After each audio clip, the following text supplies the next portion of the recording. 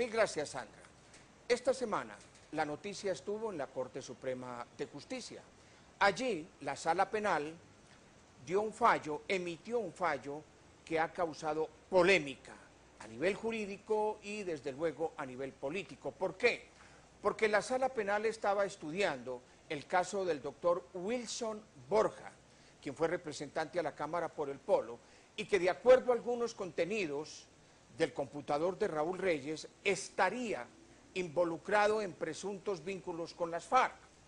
Pero la Corte desechó por completo los contenidos del computador de Raúl Reyes. Los computadores de Raúl Reyes estaban en un país vecino, el operativo fue en un país vecino, y según la Corte, tanto el Ejército como la Policía que actuaron por Colombia en el operativo contra Raúl Reyes, allí no cumplían ni cumplieron funciones de policía judicial. El 26 de mayo del año 2008, hace ya 3 años, el doctor Juan Manuel Charri escribió un artículo en El Tiempo que quizá para la época pudo pasar desapercibido para algunas personas, pero no para quienes llevan el hilo de los acontecimientos en Colombia. El artículo se llama Aspectos legales, los computadores de Raúl Reyes. Aspectos legales, los computadores de Raúl Reyes. Y allí el doctor Juan Manuel Charri, nuestro invitado, argumentaba lo que hoy la Corte está sustentando para no admitir los contenidos de los computadores de Raúl Reyes como prueba en el caso de Wilson Borja. Doctor Charri, mil gracias por atender esta comunicación. ¿Qué lo motivó a escribir este artículo hace 3 años? Pues de un lado la importancia del hecho que fue el operativo de Colombia al campamento de las FARC, que fue muy relevante en su momento, despertó una gran polémica en principio internacional, pero a mí me surgió la inquietud de cuál era el alcance de esa información y además un temor que tal vez no se cumplió, y es que pudiera haber una cacería de brujas en torno a las personas que aparecieran en ese computador y que esa información no se debía utilizar políticamente, sino se debía utilizar desde el punto de vista de investigaciones judiciales y disciplinarias. Es tan amable y nos explica, y desde luego a los televidentes en toda Colombia, cuál es el alcance, el sentido real en plata blanca de este fallo de la Corte Suprema. Bueno, yo comparto el fallo de la Corte Suprema en cuanto a la calificación de la prueba, porque me parece que jurídicamente es un tema que no admite discusión. Una prueba que no ha sido recaudada por la autoridad competente en la jurisdicción donde ejerce la competencia, pues no es una prueba legítima. En este caso, la autoridad competente es la Policía Ecuatoriana. En este caso, pues debería ser la Policía Ecuatoriana de acuerdo con las reglas ecuatorianas. Sí. En Colombia son funcionarios con funciones de policía judicial, sí, que pueden recaudar la prueba en el escenario del delito. Pero la Policía colombiana tiene funciones de policía judicial, pero no en un país extranjero. La policía colombiana tiene funciones de policía judicial en su jurisdicción, que es el territorio colombiano. Yo le agrego una crítica, y es, si bien es cierto que la información de esos computadores no puede ser tenida como plena prueba dentro del proceso, sí era un elemento muy importante para adelantar la investigación. Porque, si me perdona usted, como lo afirma usted mismo en su artículo de hace 3 años, los gobiernos y las autoridades especializadas de policía de Australia, de Singapur y la Interpol, yo recuerdo perfectamente, como lo señala usted en el artículo, confirmaron que estos computadores no habían sido adulterados ni habían sido manipulados. Lo que dice el dictamen es que los archivos no fueron manipulados, y uno en un archivo puede escribir lo que quiera, y no sabemos quién lo escribió, ni cuándo, ni cómo, ni si está diciendo cosas ciertas o no ciertas. Lo que está diciendo es, ese archivo nadie lo ha manipulado y es el archivo que estaba en el computador. Yo lo que digo es, la Corte Suprema de Justicia es la autoridad encargada de investigar a los congresistas, y lo que debió hacer con esa información fue empezar a hacer una investigación juiciosa en torno a las circunstancias que indicaba la información que pudiera involucrar a personas como el caso del excongresista. Investigación que, según usted, debió comenzar para la época. Claro, y se demoró 3 años en culminar, y culmina, en mi opinión, con algo que es censurable, o por lo menos echa uno de menos mayor diligencia investigativa, ser un poco más proactivo en la investigación. Me parece que la Corte en eso se quedó corta.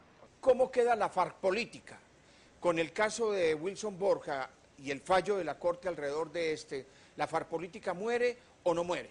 No, no muere ni debe morir, y es previsible que grupos guerrilleros tengan vínculos con personas que desempeñan cargos públicos. Wilson Borja ha dicho como reacción al fallo de la Corte, uno, que va a demandar al Estado porque su nombre, dice él, quedó enlodado y pisoteado, y dos, que con el fallo de la Corte lo que se demuestra es que la FARC política, dice Wilson Borja, fue un montaje de Álvaro Uribe para tapar la parapolítica, dice él.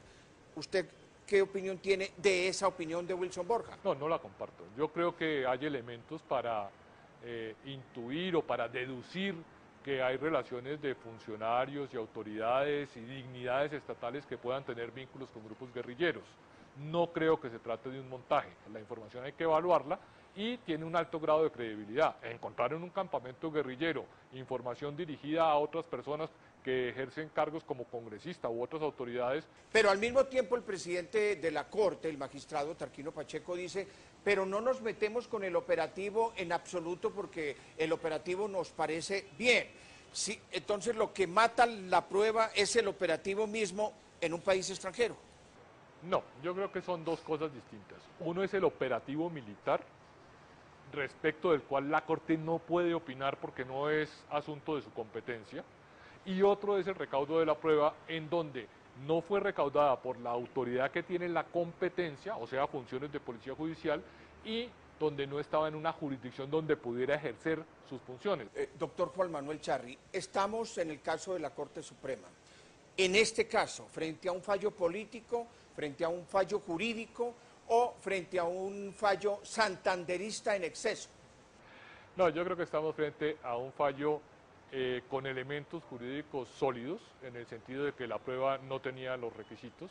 En mi opinión, con una deficiencia investigativa se debió ir más allá y, por supuesto, con una repercusión política, y es que de pronto la Corte ha sido mucho más incisiva y mucho más profunda en la investigación de la parapolítica y no ha sido igual de incisiva y de profunda en la investigación de la FARC política. Pero el fallo de la Corte no se queda en lo de Wilson Borja, tiene unas repercusiones, va un poco más allá. ¿En qué sentido? El Procurador General de la Nación, el doctor Alejandro Ordóñez, hizo un fallo administrativo y en ese fallo administrativo destituyó como senadora a Piedad Córdoba y además la inhabilitó por 18 años para ocupar cualquier cargo público de elección popular o de nombramiento, basado en parte en lo que encontró en los computadores de Raúl Reyes. ¿Piedad Córdoba puede recuperar su curul? Pues Piedad Córdoba, tengo entendido, va a demandar esa decisión ante el Consejo de Estado, que es la jurisdicción encargada de revisar que la decisión del Ministerio Público se haya ajustado a derecho.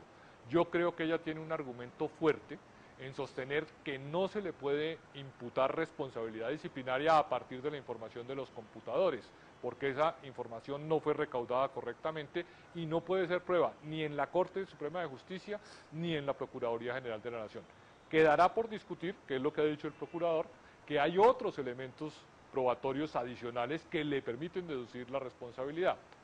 De manera que lo que evaluará el Consejo de Estado es que con los otros elementos de prueba haya fundamento suficiente para la sanción disciplinaria. ¿Cuánto puede demorarse el fallo definitivo en el Consejo de Estado alrededor de la destitución como senadora de Piedad Córdoba por parte de la Procuraduría?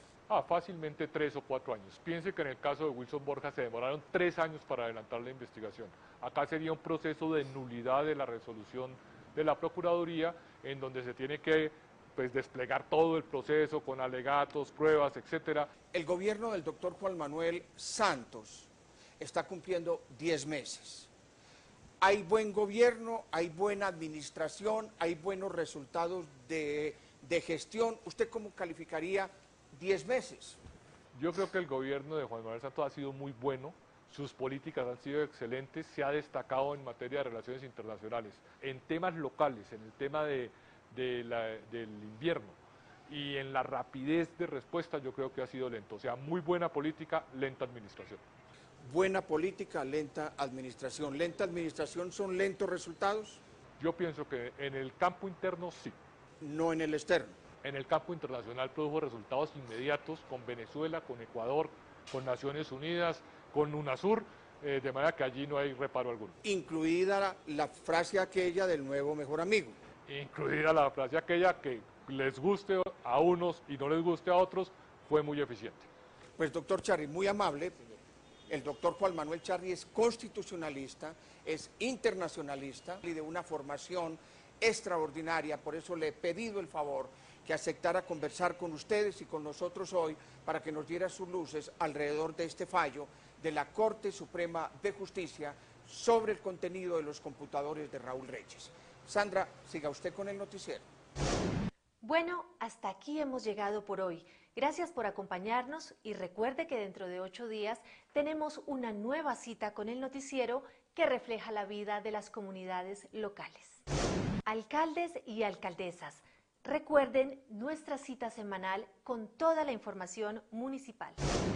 Usted puede ser parte interactiva del noticiero de los municipios. Solo tiene que escribirnos a nuestro correo electrónico noticierodelosmunicipios@fcm.org.co. En la dirección del Noticiero de los Municipios, Juan Guillermo Ríos, y en la conducción y presentación, quien les habla, Sandra Marcela Rodríguez. Que tengan una feliz semana.